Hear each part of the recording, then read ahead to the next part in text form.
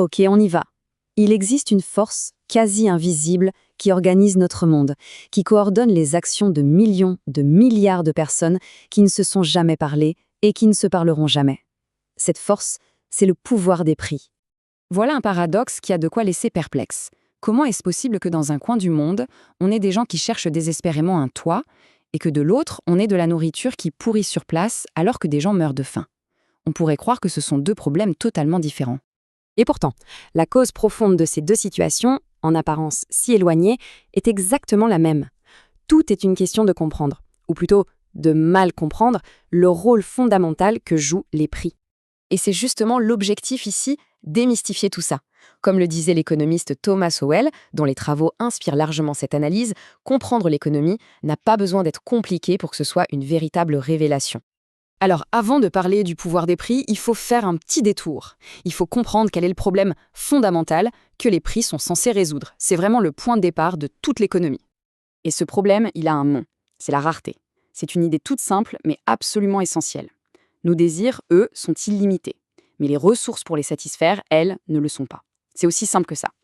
Il n'y a jamais eu assez de tout, pour tout le monde, tout le temps. C'est la contrainte de base de notre réalité.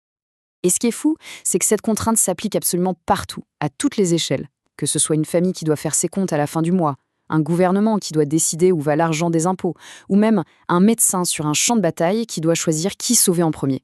La vie, au fond, nous offre des alternatives, pas des solutions parfaites. Tout est une question d'allocation de ressources rares. D'accord. Alors, comment une société de millions d'individus arrive à gérer ce problème de rareté? Comment est-ce qu'on alloue toutes ces ressources de la manière la plus utile possible? Eh bien, la réponse se cache dans les prix. Il faut vraiment voir les prix pour ce qu'ils sont. Pas juste des chiffres sur une étiquette, mais un gigantesque réseau d'informations. C'est une analogie très forte. Bien avant Internet, les prix connectaient déjà des milliards de personnes, transmettant des informations cruciales sur ce qui est rare, sur ce qui est demandé, et ce, à travers le monde entier. Prenons un exemple tout simple. Imaginez que le prix de l'acier chute. Personne n'a besoin de passer un mémo national. Les gens voient juste que les bureaux en acier sont devenus moins chers que ceux en bois et ils ajustent leurs achats. Ce simple signal de prix, cette petite information, suffit à réorienter des ressources à l'échelle d'une société entière, sans qu'un planificateur central ait eu à lever le petit doigt. C'est une coordination silencieuse, mais incroyablement efficace. Mais attention, ce réseau d'informations ne communique pas que les bonnes nouvelles, les succès. Pour que le système fonctionne vraiment, il a besoin d'un autre type de signal. Un signal tout aussi important que les profits, ce sont les pertes. C'est assez facile à comprendre, mais c'est fondamental. Les profits, c'est un feu vert. Ça dit continue. La société veut plus de ce que tu produis. Les pertes, à l'inverse, c'est un grand feu rouge. Ça dit stop. Tu es en train d'utiliser des ressources précieuses pour faire quelque chose que les gens ne veulent pas. Ou du moins, pas au prix que tu demandes. Donc il faut bien comprendre que les pertes ne sont pas qu'un échec. Elles sont une information vitale.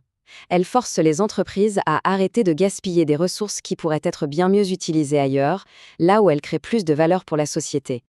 Et c'est là que ça devient vraiment passionnant. C'est quand on regarde ce qui se passe lorsque les humains essaient d'ignorer ou de court-circuiter ce système de signaux. C'est très souvent là que des politiques, même avec les meilleures intentions du monde, finissent par créer des catastrophes. Allez, premier cas d'école, la crise du logement. L'intention est évidemment louable. On veut que tout le monde puisse se loger à un prix abordable. Et la solution qui vient tout de suite à l'esprit, c'est le contrôle des loyers. Mais que se passe-t-il concrètement quand on bloque le signal du prix? L'intention, c'est d'aider. La conséquence, observée à peu près partout où ça a été tenté, c'est une pénurie. Pourquoi? Parce qu'un prix artificiellement bas fait exploser la demande, mais en même temps, il décourage les propriétaires d'entretenir leurs biens et surtout, il décourage la construction de nouveaux logements.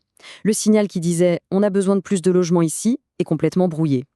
Et le résultat est parfois absurde. Tenez, à San Francisco, une étude a montré que 49%, quasiment la moitié, des appartements à loyer contrôlé n'étaient occupés que par une seule personne. Un prix bas incite à consommer plus d'espace que nécessaire, ce qui aggrave directement la pénurie pour les familles qui, elles, en ont vraiment besoin. Passons à un tout autre domaine. Pour aider les agriculteurs, une politique très fréquente, c'est de leur garantir un prix minimum pour leur récolte, ce qu'on appelle un prix plancher. Encore une fois, l'intention est bonne, assurer un revenu décent. Mais en fixant un prix artificiellement haut, on envoie le mauvais signal. On incite les agriculteurs à produire beaucoup, beaucoup plus que ce que les consommateurs sont prêts à acheter à ce prix-là. Et le résultat, des surplus gigantesques que le gouvernement est obligé de racheter et de stocker. Et ça peut mener à des situations qui sont non seulement un gaspillage monumental, mais de véritables tragédies. En Inde, par exemple, cette politique a créé des montagnes de céréales qui pourrissaient dans des entrepôts, alors même que des millions de personnes dans le pays ne mangeaient pas à leur faim. Le système de prix, qui aurait dû faire le lien entre cette offre et cette demande, a été complètement cassé. Alors, quelle est la grande leçon à retenir de tout ça? C'est une distinction qui est fondamentale pour comprendre non seulement l'économie, mais aussi une grande partie du monde qui nous entoure. Voilà, c'est le point central. Juger une politique uniquement sur ses bonnes intentions, c'est un peu comme juger un architecte sur ses jolis plans sans jamais vérifier si le bâtiment qu'il a construit tient debout. Ce qui compte vraiment, ce ne sont pas les espoirs, ce sont les incitations que la politique met en place et les conséquences réelles qui en découlent. Donc, si on devait tout résumer, la rareté, c'est notre point de départ obligé.